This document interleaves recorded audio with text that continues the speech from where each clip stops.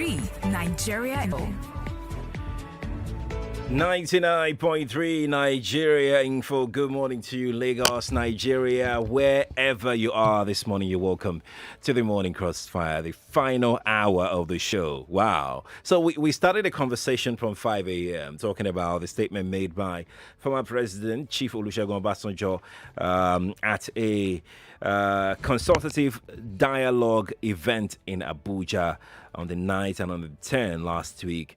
And it was quite heated. Ever since that speech made it to the public domain, it's been back and forth. That is what we're looking at this morning. I have some really interesting questions, really. I mean, we have dedicated over an hour, if not almost 2 hours, to that conversation with you, my listener, this morning. We've dedicated that time to you. So let's bring in experts on the conversation right now and get perspectives to this development. I want to know if Obasanjo went too far in analyzing the present situation of the country. I also want to ask the question whether he was being hypocritical when he was making such a comment in blaming the current administration for the predicament the country is currently in.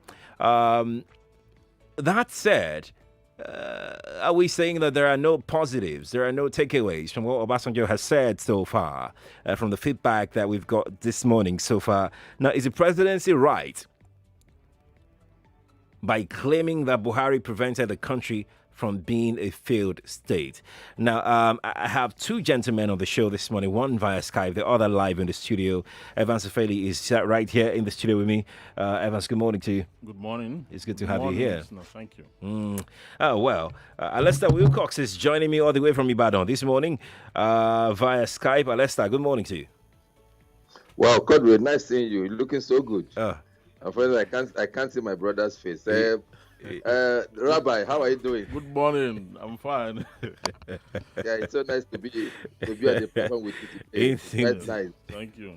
Gentlemen, let's start this way. I am sure that you both have read what Obasanjo said. Evans, let me start with you. In 2-3 minutes, what are your thoughts about what Obasanjo said? Well, the statement made by Obasanjo is clinically not far away from the truth. Because if you look at the country, you will find that the president made promises, what you call manifesto in political parlance. Okay. What he's going to do. In fact, he said what he's going to do. There's what he's going to do. There's what he ought to do by law. Okay. Okay. And then he made other ancillary promises. Part of the promises he made is that there will be asset declaration. Okay. He's going to ban government officials from traveling abroad for medical care and all that. And then he's going to revive Ajokuta Steel. He's going to empower youth. He's going to employ 740,000 graduates across the country, including the FCT. Another 720,000 annually. Okay. To make annually. That up. Yes, per annum. The records are there.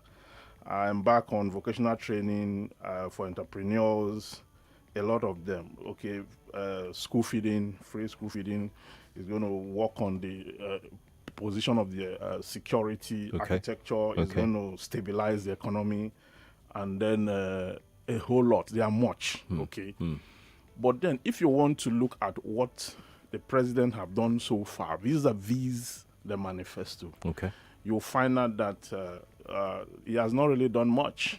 Because from all the promises, what I've seen so far is a technical progress in fighting insurgency to a point. But that was also defeated because there was a resurgence of the headsman's killing, which the president and the presidency did not address to date. So you find out that even the small high point that they scored in security, because Boko Haram was actually holding some territories, some local government in the northeast. When he came in, he was able to use the army and the security architecture to arrest that to a point. But while that was ongoing, there was a resurgence of internal security with the headsmen, and that was left unaddressed. Right. And then if you look at the social welfare programs, there's been complaint here and there of not being able to coordinate the program in a way that we give, because we have complaints here and there. Even the people who are engaged, they've been complaining they have not been paid this, here, and forth. It's so all so much of problems within the scheme. Right. And then when you look at the ban of public officials from traveling abroad, I mean, immediately the president was sworn in. Few months after that, he traveled abroad for medical and all that. So the public healthcare system is in shambles. This government have not addressed it. Okay, security is still a problem. The government have not addressed it. And then when you look at the president's sectional application of appointments, which runs contrary to Section 14, subsection 3 of the 1999 Constitution, which says that the country will be managed in such a way that no particular section of the country will be given priority in terms of appointments and then portfolios and then in the administration. Right. That was completely truncated by this administration. Okay, and then when you look at after the lockdown, usually basic economics is that when there is pandemic, when there is war, insurrection, and people are trapped, okay, it is for the country to manage the speech such that the country is able to help the citizens to bounce back. Okay, so while we're in the pandemic, the government could not deliver on the larger percentage of the Nigerian populace. Because if you look at it, 64% of Nigerians fall within the informal sector. We run an informal economy, okay? Then 33% fall, just 35% fall within the formal sector. And that formal sector, we're giving tax rebate, moratorium for force majeure and all that. The CBN stepped in to sustain and then so that the economy does not collapse under the pandemic. That was fine. But when you look at the 65%, that constitute the larger, the real Nigerians, you and I, people on the street and all that, there were no palliatives, there were no soft landing, nothing to really cushion the effects of the pandemic. Well, we heard of some palliatives being distributed through the Ministry of Humanitarian Affairs and No. Disaster I mean Management. that is just like she distributed palliatives to feed school children during the pandemic. Is that what we're saying? Because that is very wrong. And I still heard the vice president repeated that statement. We'll come to that, but I just want us to establish the premise on Obasanjo's statement. Let me get what Alesta Wilcox has got to say about Obasanjo's speech. Alesta, we have a long road to walk this morning. Just help me, yeah? Summarize what your opinion is. Rabbi took about three minutes, so let me try and take 2.5. I won't take up to 3. The Rabbi took. You. Okay. My brother, I think there are some issues that Rabbi picked up that I think both of us have discussed in other fora, and he agreed with me. One of them is the social investment program, which Rabbi was so nice to take my views on it, and he has always echoed it. So I don't think we should play populism. I mean, one time when I come to read, I talk about populism. I don't think we should play populism with Nigeria. We should try and give the people the real facts, so that people can, well, when you get the fact, you can twist as you like. But when you twist the facts for them, it makes them more confused. Obasanjo's statement, for me, Obasanjo is a respected statesman. And since he left power in 2007, Obasanjo has not been a happy man. Since he left power in 2007, he has not been a happy man. So at every bend of the road, he wants something that will steer up as you like. When you use the facts for when discover that his name is going down, his influence is going down, he will steer up something that will at every aggravate his name. Bend of the road. So to that extent, I think for me, he's fast losing credibility. And if you still have any remaining, as a matter of fact, except playing the populist game, I mean that the whole country wants to always go about. So just a few weeks back, you know what he said about the late Senator Buruji that brought hikes on. I mean, a lot of people came on him heavily. So now maybe he wants to try and see how he can dance back to the public. So he came up with this other analogy. The fact remains that, unfortunately, yesterday in church, one of the prayers we prayed in church yesterday, very strong prayer, is that the old generation should bequeath to the coming one a better country, a better frame of mind. Because right now, it is those that have enjoyed this country, those that have enjoyed the good of this country, those that have reaped from this country are the ones that are sowing the seed of discord, trying to stir up the youth, trying to stir up ethnic, trying to make sure that they burn the country as they are going out. Right. I remember vividly.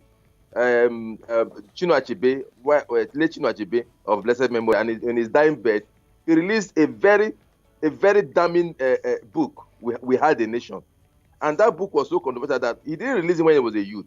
He didn't release it when he had all the life to defend the book. He was living, but he was going back to meet his Lord when he released that book. So it's like the older generation enjoy this country, manage themselves, lived together in the diversity, in the unity that diversity gave them, be able to benefit from the country. And now they are up in arms. They are stirring up the common generation to fight themselves, to kill themselves, and to destroy the country, which for me is unfortunate. And that Obasanjo, President Obasanjo is in that clique and begin to do things like that, I think is rather unfortunate. But finally, my brother, Obasanjo for me, and to any reasonable, meaningful Nigeria with their faculty correct, Obasanjo have lost it when the same man that told the whole world that his former deputy is a big economic, security, and whatever risk he can avert to Nigeria. In his book, a written book,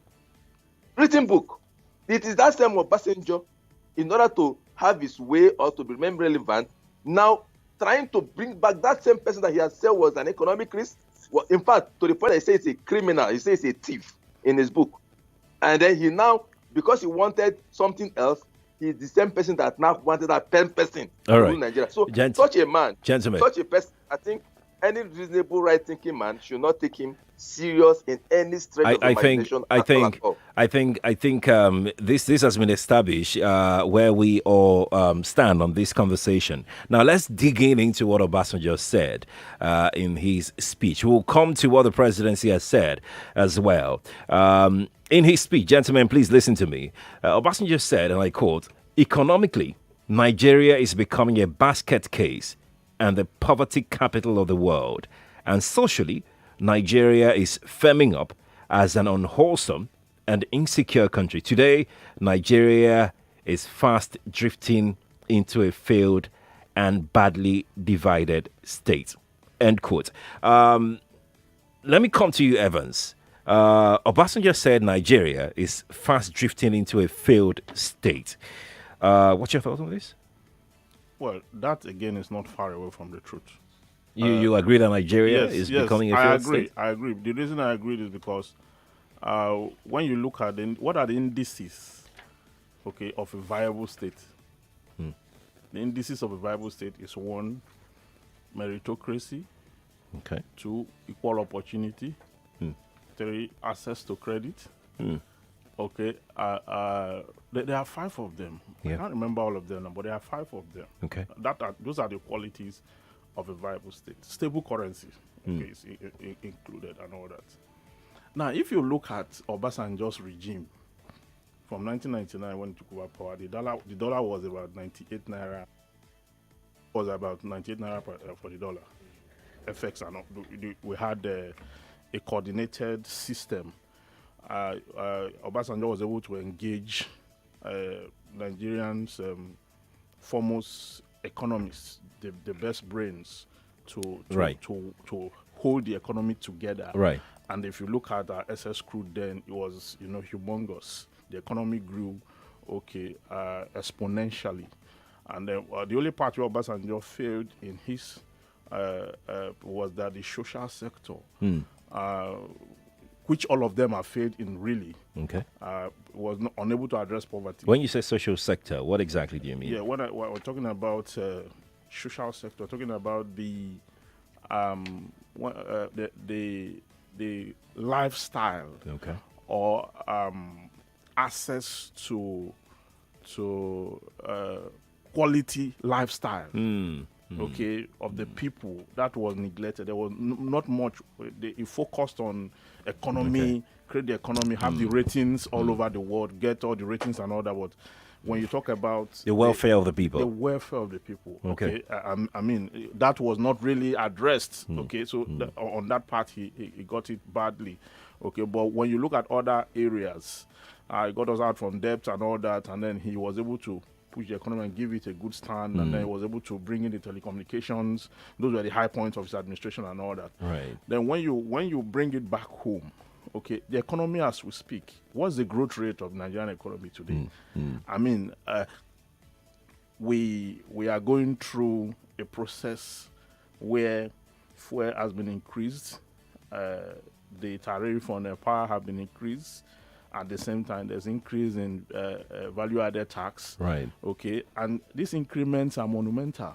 Okay, so Alesta said that Obasanjo is trying to find relevance. I don't think that is correct. That's absolutely wrong, because what he's saying, we have evidence, but Obasanjo need not tell us what is going on, because we have been saying that even it's not new. That statement, whether Obasanjo said that or not, is irrelevant as far as I'm concerned, because the evidence are abound. Right. The evidence are there that this government have not been able to live up to standard. The standard it set for its own self. Right. He has not been able to live up to that standard. So what exactly should you say about the government that have a manifesto, that have made promises and have not been able to keep just one of those promises and those manifestos? You come to that resolution naturally that the country is drifting into a failed state. Alesta, do you agree the country is drifting into a failed state? Before you answer that, Alesta, let me put some statistics on the table. So the 2019 Fragile States Index. Before I miss No, my no, thoughts. you will not miss your thought. Just put it down somewhere. Because you're giving I'm coming to you about now. 5 minutes. I'm coming to you now. I'm not saying that you will not talk. Let's do the timing appropriately. No, I'm not saying you will not talk. You will talk now, Alesta. I understand. I said the timing. Let's give it appropriately. Don't worry now. The views. timing Yes, is okay, all right. the time I'm that hearing. Evans had. You have your own time as well. I'm just trying to put it into perspective. So the 2019 Fragile States Index, after scrutinizing 178 countries across 12 indicators of the risks and vulnerabilities faced by individual nations, placed Nigeria on high alert category as the 14th most fragile state in the world and 9th in Africa. Now, according to the index, Yemen was the most failed states in the world. Now, of the 15 countries that failed most in the world, 10 African countries received the failure trophies. They are Somalia, that is second. South Sudan is third. Democratic Republic of Congo is fifth. Central African Republic is sixth. Chad is 7th, Sudan is 8th, Zimbabwe is 10th, Guinea is 11th, Nigeria is 14th, and Burundi is 15th. So of the 15 most failed countries in the world, Nigeria occupies 14th position. Now, coming back to what Obasanjo said, what is your thought about Nigeria fast drifting into a failed and badly divided state? I am not surprised with my brother Evans. I'm sure when Evans was in university, Brazil days, he has had those indices, not today, that Nigeria is failed. I mean, when I was in university, that is the same strike we all went. When in 1981, the late sage wrote to Shagari, that's Obafemi Awolowo wrote to Shagari, detailing these same things you detailed out, that the state of Nigeria is driven to the Bermuda Triangle. That was 1981. When Babangida took over in 1986 from the reign of power from this state, that was the same indices that we got. Now, when Obasanjo took over government from Abdul Salam, the same indices that we have. So those indices are not new. Some of them political, some of them real, some of them resilient and all whatnot. But I would like to remind the past a few things, because he contradicted himself so badly that I will have allowed him to, I would prefer he talked about rule of law under Obasanjo than talking about economics. I agree to the fact that Obasanjo came up with an aggressive economic policy when he came to power. Having rode on the back of the sentiment of letting the military go, so he took over and everybody, he got the 99.9% of Nigerians, so even those who were not a PDP or who were not MPP then and PDP, everybody gave Obasanjo a backing. and everybody was like, "Look, we must get the military out. We must Alesta, get our very out." soon now, you say I didn't give you time. Oh. You did not actually address my question. You haven't No, no, addressed no. my I'm addressing question. your question. You're I've spending started. enough time explaining history. No, no, no, no. You must come from history. Look, he came from history. Let me tie it in. Let me tie it in. Let me tie it in. Because I'm saying that Evans said Obasanjo picked up the exchange rate at 98 and he managed it. Obasanjo picked up the exchange rate at 83 naira to the dollar and he left it at 150, 145, 150. If you're talking about devising of the currency, Okay. he picked it up at 83 and he left it at 147, 148, 150. Go and check the records that are there. He picked up fuel price increases at 20 naira, which was the last Abdulsalam did. And he left it for us at 75. What percentage difference is that? When he came in, how much was telephone? How much was the NEPA per kilowatt? How much did he leave it? So let's not go there. Sincerely, if we begin to go, we don't have the days, like you said, we don't have all the days. Nigeria has continued to weather all storms. When this government came to power, they made a lot of promises. As at the time they were coming to power, the resource of Nigeria, the mainstay, which was oil, was traded at over $100 per barrel. And they picked it up, and what happened? The minute they came to power, there was oil glut, to the point that oil sold at $30-something. Obasanjo that built up reserve. Oh, no, kudos to him. I am not condemning Obasanjo's total record, but let's not misinform the people. Okay. In terms of exchange rate, he crashed it badly. In terms of fuel price, he crashed it badly. Like Ivan said, if you put 20 to 75, please give me the percentage of increase, and then put 87 to 145 and and to 160 now. What's the percentage of increase? Let's not look at it as a percentage. If you put 83 naira to the dollar to 150, please tell Nigerians what the price of increase and put it at 235 to 380 now. Right. What's the price of increase? Look, I'm not defending. I'm not telling you grab that. Obasanjo left minimum wage at 5,200 naira. That was minimum wage when Obasanjo left power. It's 7,800 naira when he left power. Today, minimum wage is 30,000. What's the price of increase? So if you put everything in perspective, you will discover that what Obasanjo is saying is nothing to write home about, because as far as I'm concerned, a government that took over external reserve at $27 billion and built it up to 40 with a lower revenue earning, a country that is now almost, I'm not saying they are, almost self-sufficient in rice production, almost. Apart from this pandemic that creates a law, Nigeria was already in the sphere of agricultural development. A country that inherited, Obasanjo left to Nigeria, some of the worst roads. Advanced, when you were traveling to Port Harcourt, Biniore, how did he leave it under Obasanjo? How did Obasanjo meet it? How did he leave it? Today, go to that road now. You can drive with your two eyes closed. Lagos-Ibadan Expressway, the rail line. Obasanjo spent $16 billion I need to respond. I mean, $16 billion to fix power. What power did Obasanjo fix? And when oil was selling for $100, right. Where is the 16 billion to fix power? How many did he fix? Alesta, $8 billion. Alesta, we need to go on the break. To build Lagos Kano rail line. You don't, Alesta, you don't want to take water, Abi. Take water. Let's all drink. Let's talk same. Wait now, Alesta. Nigeria is not a failed state. Okay, good. I'm glad that you ended with that. Alesta Wilcox is joining us all the way from Ibadan via Skype. Evans Ufeli is here in the studio, and we're discussing Obasanjo's statement and the back and forth with the presidency. Let's go to break. We'll take a breather. Then Evans will have the opportunity of responding to what Alesta said, and then we'll move on to other angles of this conversation this morning. Stay here on the Morning Crossfire. We'll be opening up the phone lines in a moment. I can see people calling already. Don't worry, you'll join the conversation. We'll be right back after this. 99.3 Nigeria Info. Let's talk.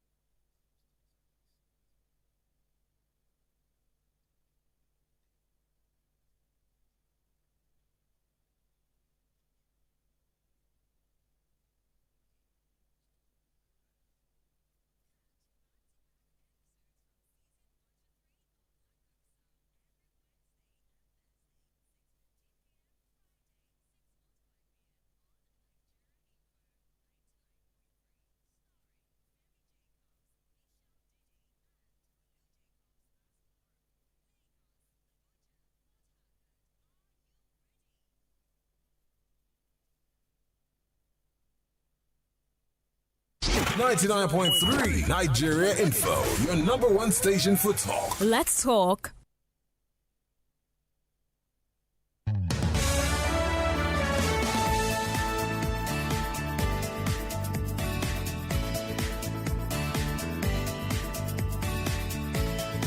.3 Nigeria Info. Welcome back to the morning crossfire. It's good to be back here. I'm Sheriff Quadry.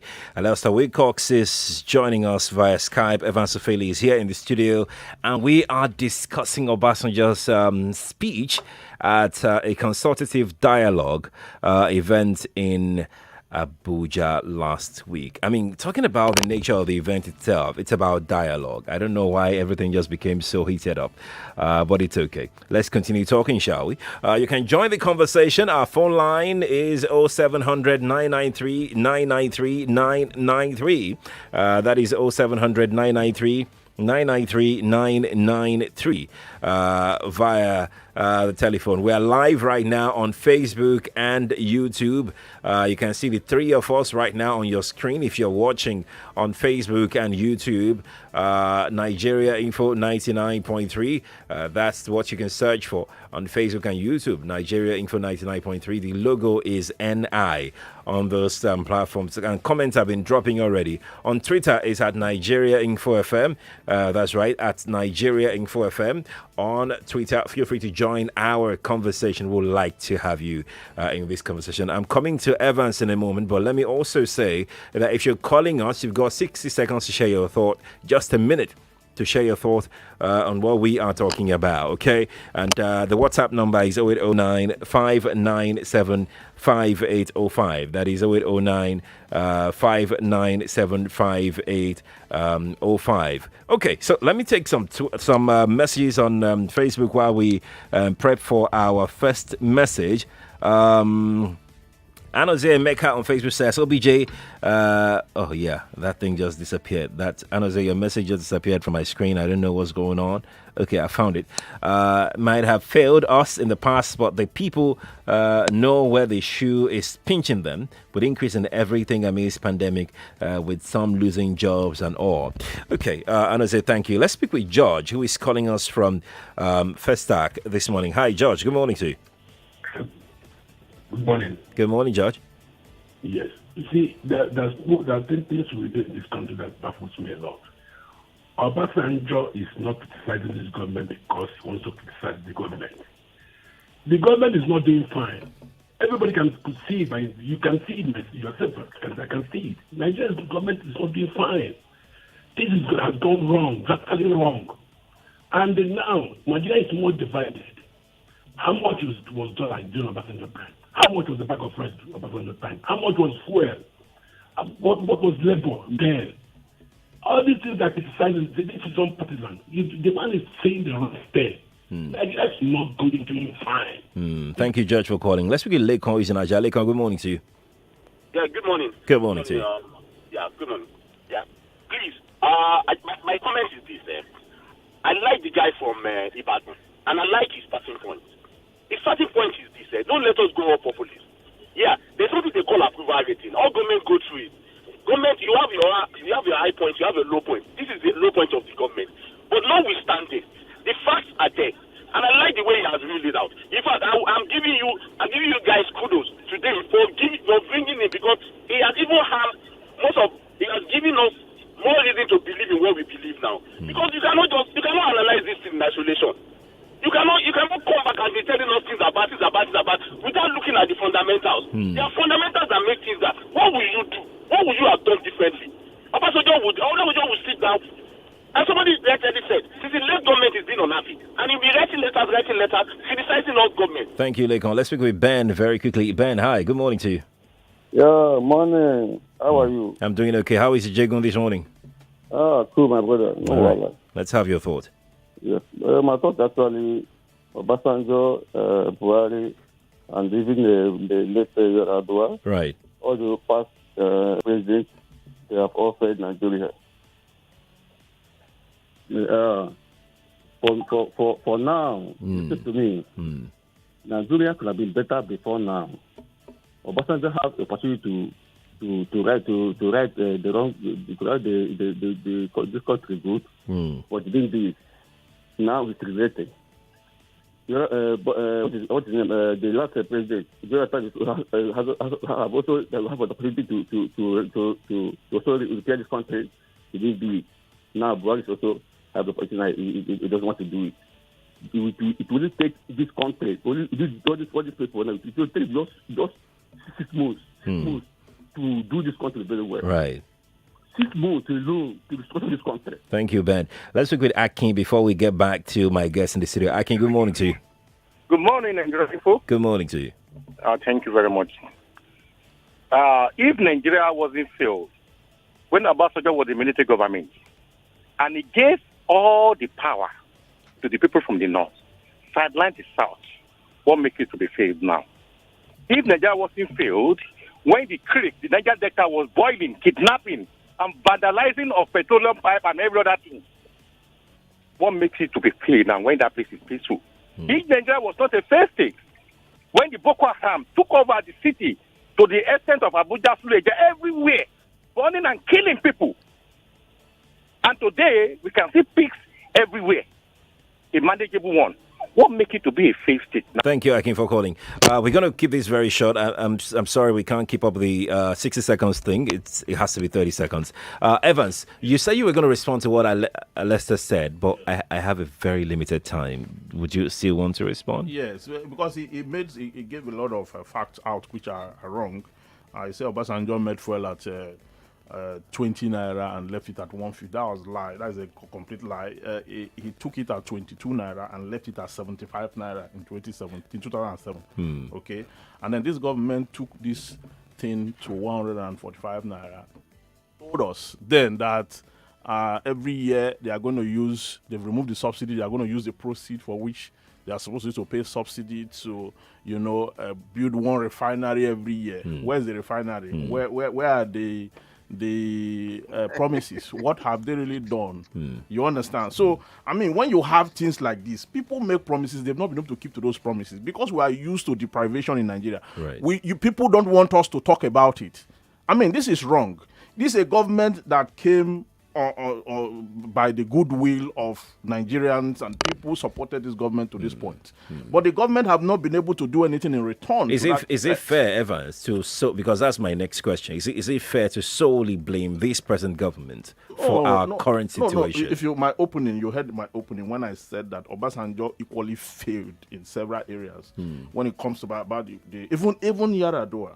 You understand the social sector, like I talked about, the welfare of the people. That angle have not been addressed. In fact, successive governments haven't done well. It is even this government, because we have to be fair, it is even this government that is talking about welfare, even though it's not getting it right.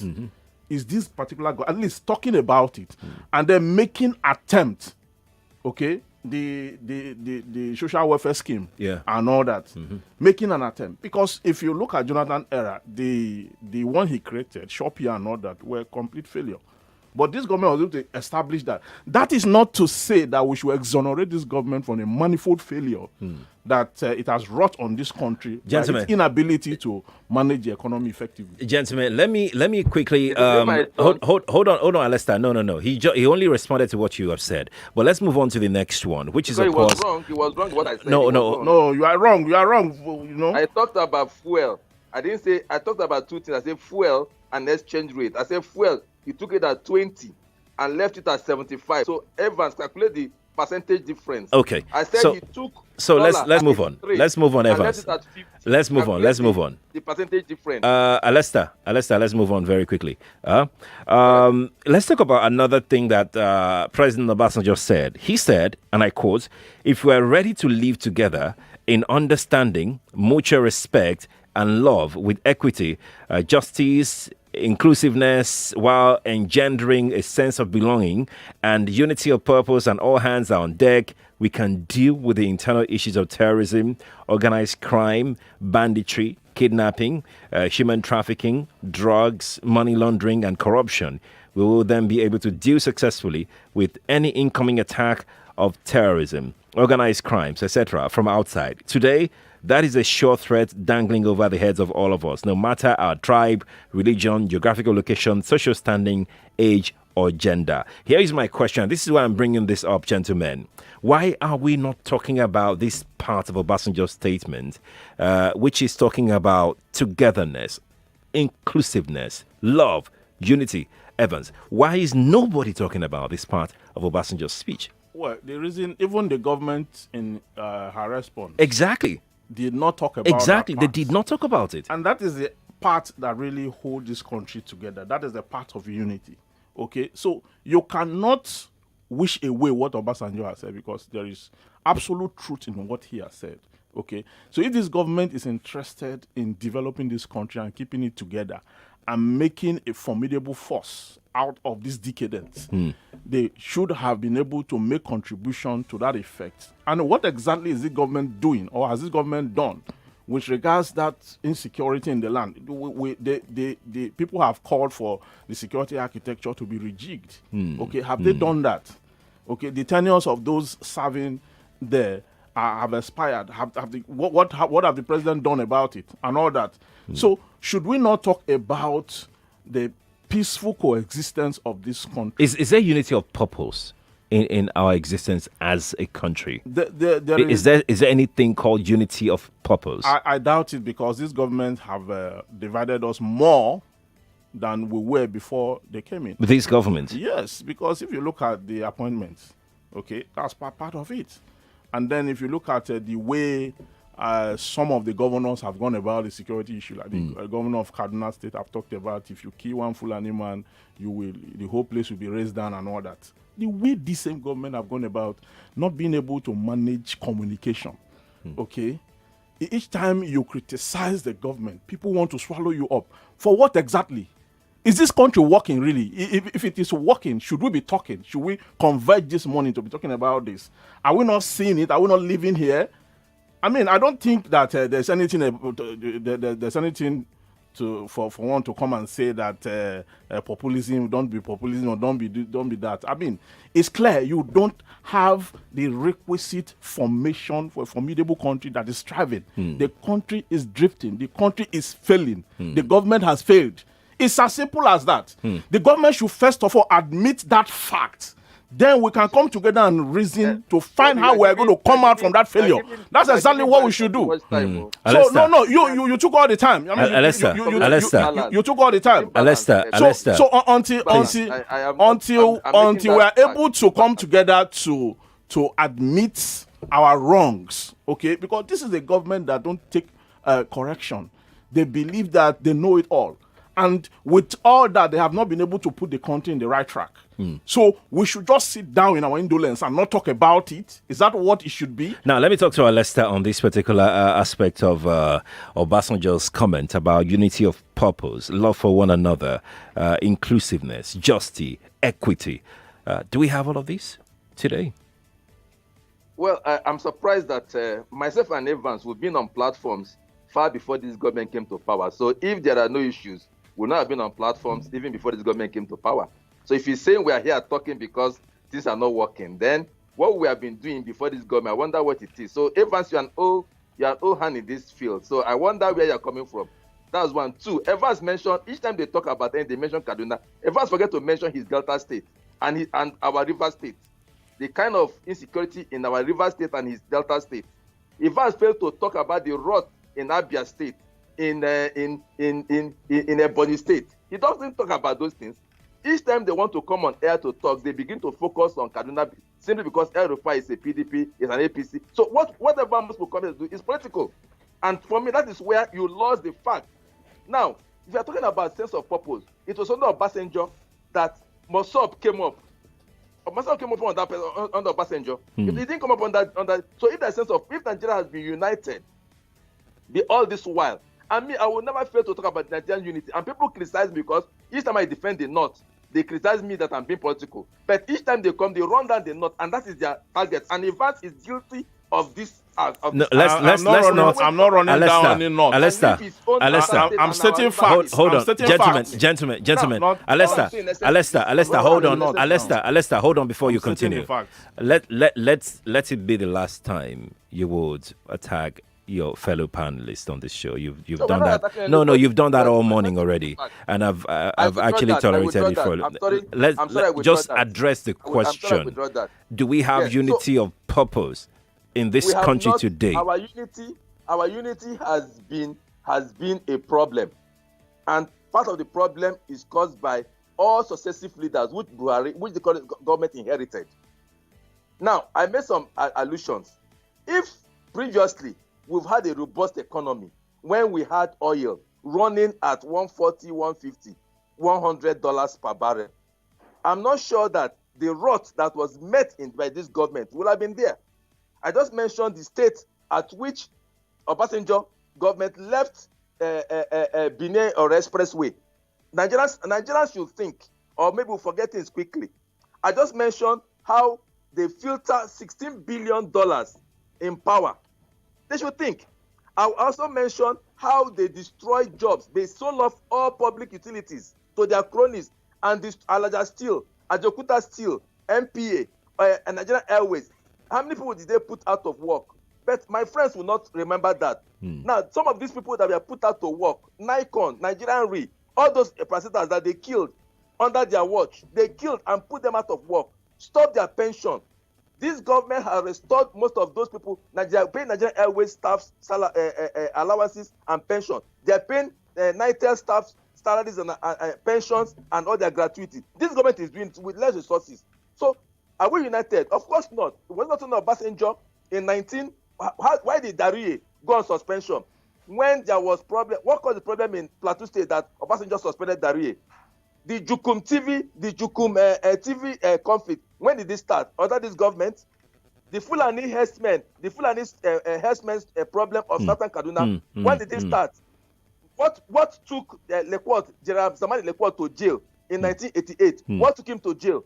Over Zango Kataf crisis. So when our friends come on air, and like I said, and I'm not repentant, people play populism rather than giving Nigerians the facts so that we can make informed decisions. And you have said it well. You have said it well. But my question is, I'm guessing what you're saying, Alesta, what you're saying is that what Obasanjo is talking about did not start today. It's always been there. Today. And they laid the foundation. And they are the one with the press, with their collaborators in the press, that are undermining the effort of this government. I'm happy that my brother admitted to the fact that before this government came, Boko Haram almost took over Nigeria. I state the fact. I state the fact. I don't. I'm happy he admitted that. He should also admit that the Fulani problem did not start today. And part of the problem in Benue has been identified that the government of the day, through the late Ghana, was not funding that problem. And then the press is used, the negative press is you are taking too much time. The positive side of this you are government. Taking too much time, Alesta. All right. Alesta,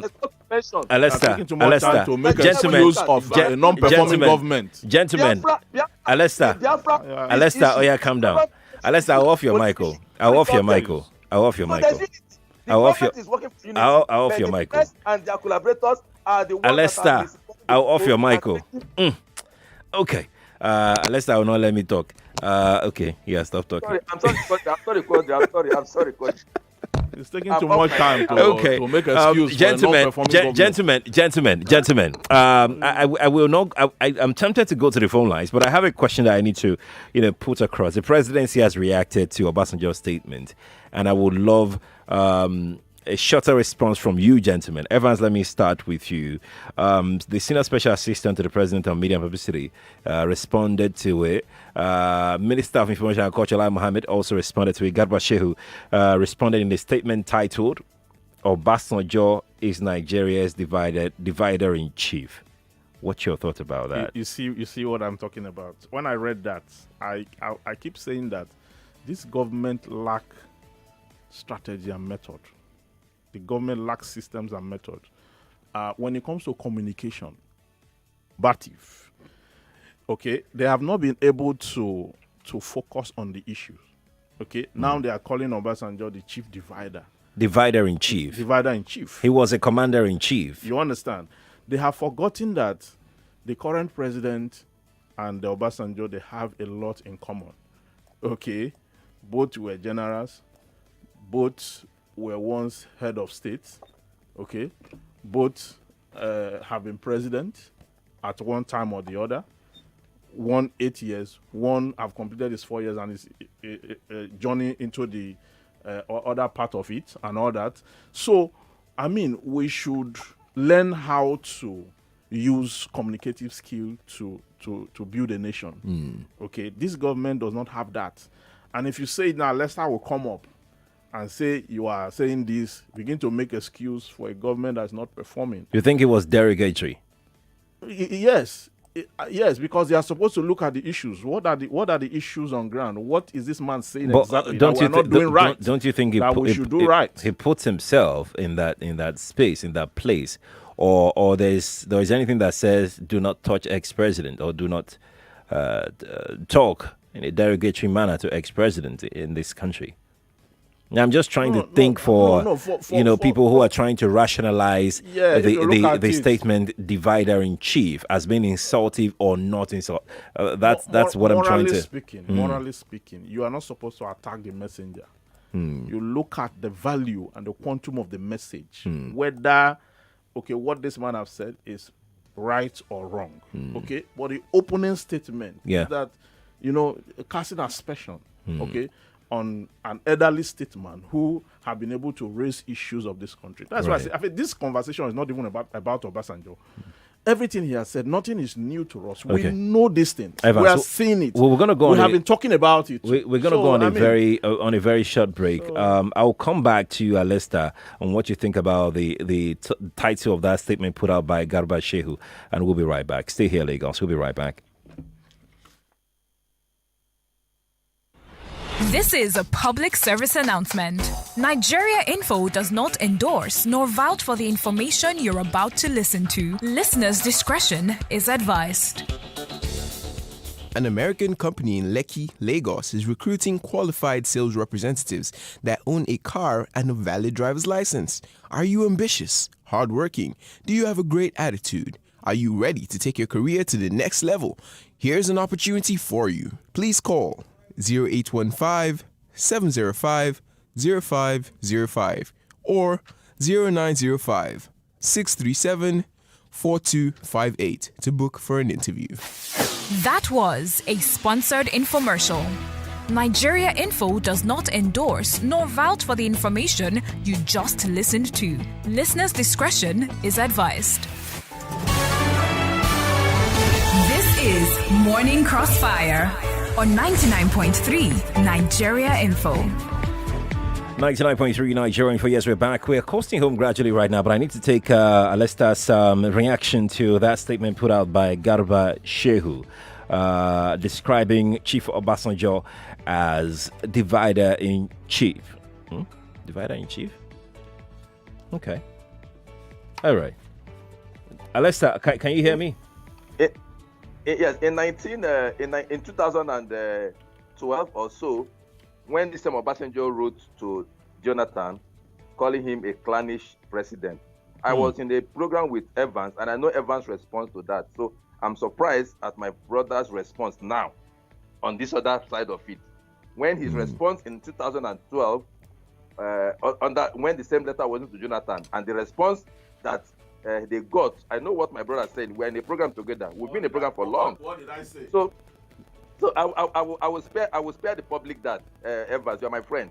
So for me, look, for me, there used to be an unwritten rule in America that president don't criticize the incoming one. The only rule he broke under Trump, because Obasanjo is not the only president in Nigeria, ex-president. We have Gowon, we have Abdul Salami, we have Shonekon, we still have Jonathan. These are all living presidents. And so Obasanjo is not the only elder statesman in Nigeria that will be stirring up controversy. He is the truly divider in chief, because some of the Bobby traps that is today, he laid them. And I'm not apologetic. I mean, I'm sure the people of Odi have not forgotten what happened to them. Zaki Biam.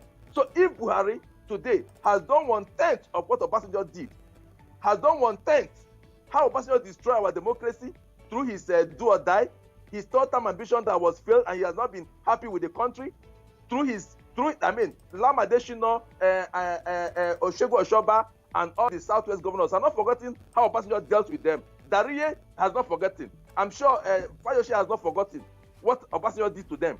So these are the things, the atrocities that Obasanjo has committed to this land. But Nigerians, because Nigerians forget this easily and they want to stand on the side on the side of popularity. They forget all those things. So Alesta, thank you. Thank you. Thank you for your thought. Gentlemen, we have to leave it here for this morning because we're out of time. Many thanks to you, Evans Ufeli, for joining on the show. Alesta, thank you so much for joining on the show as well. Always a pleasure. Always a pleasure. Lagos, that's what we got for you today on the show. Many thanks to my team who put this together. I'm Sheriff Quadry. Let's now attempt to give out 10,000 naira to that lucky person on the show this morning. So it's called Just a Minute. It comes up on all our shows. So if you're lucky to get through and you're lucky to play and answer the most questions of the day, then you just might be the winner of Just a Minute. If you're ready, I am ready. So let's play. This is Just a Minute on 99.3 Nigeria Info. Hello, good morning to you. Hello, good morning, sir. Good morning. You want to play Just a Minute? Yes, sir. My name is Anefiok. I'm calling from Lekki. Your name is Anefiok? Yes, sir. Okay, Anefiok. So once we finish playing, you just need to stay on the line, okay, so that your details can be gotten properly, all right? All right. Okay, so let's play your time. This is Just a Minute. Okay, Anefiok, here is your first question. You know what we're gonna do, Anefiok? I'm gonna restart the time so we can start afresh. All right. All right. Great. Okay. I just need to tell you that here we go, Anefiok. Let's start right now. This is Just a Minute.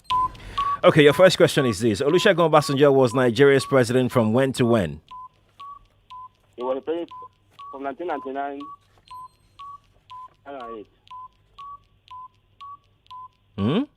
to 2008. From 1999 to 2016. From 2018. 2008. 2008. Okay, you're wrong. Who is the current senior special assistant to the president on media and publicity? The senior special assistant to president is Obasanjo. Okay, you got that right. What is the current position of Nigeria on Global Terrorism Index 2020? Skip that one. Okay. Name 3 shows on Nigeria Info. Hello? Yeah, name 3 shows on Nigeria Info. What's up, Lagos by Colin Keke. Okay. Then Delhi by Sherry. Okay. And then the afternoon by Joyce. Yeah, what? By Joyce, by the new side, the sunny side by Joyce. Sunny side by Joyce. Okay, you know what? I'm going to be very nice. I'll ask you one last question. Your time is up, but I'll ask you one last question. Okay, so here we go with this last question. Who were my guests this morning? I don't know. Skip. Oh, okay. There you go. Just stay on the line, okay? Stay on the line, all right? You got 2 questions correctly. Who knows? You might just be my winner today. All right. Thank you so much for talking to me. Lagos, this is how far we're able to go on the show. Many thanks to everybody that took part on the program. Tomorrow we'll be talking about water resources bill. That's right.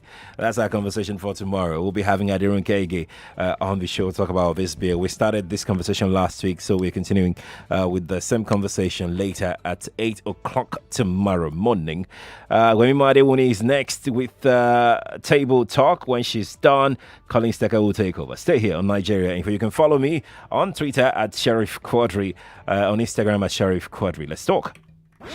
Informative, exciting, and stimulating talk. Do you think Nigerians should be protesting? Is there a need for protest? 99.3 Nigeria Info. Your number 1 for talk. The headline news on 99.3 Nigeria Info.